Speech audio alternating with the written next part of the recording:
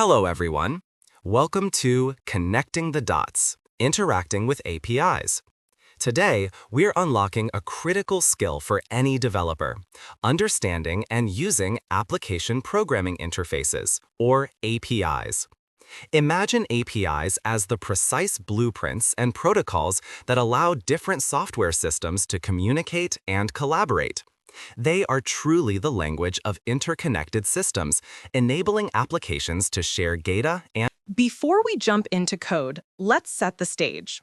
When it comes to making HTTP requests in Python, the requests library is your absolute go-to. It simplifies complex web interactions into just a few lines of code, abstracting away the underlying complexities. At its core, interacting with web APIs involves understanding basic HTTP methods. We'll focus on two main ones today: GET and POST.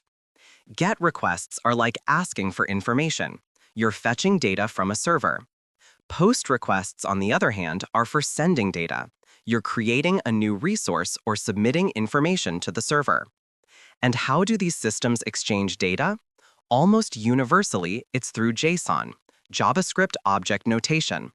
It's a lightweight, human-readable format that's become the standard for data exchange across the web. Understanding these fundamentals will make our code walkthrough much clearer.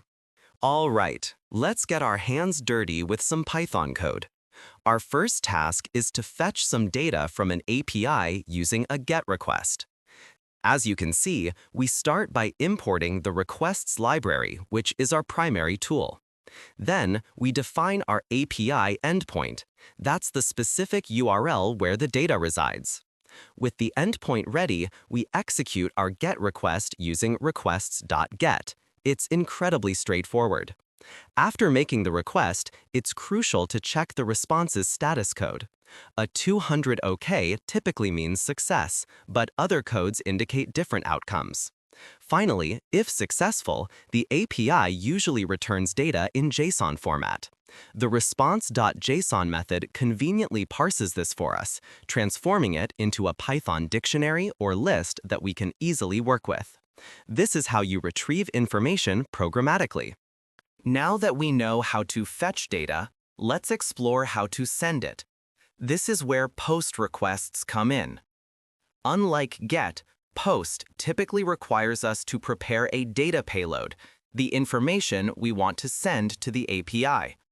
We usually structure this as a Python dictionary, which requests will automatically convert into a JSON string for transmission. When sending the POST request using requests.post, we pass our data dictionary using the JSON parameter.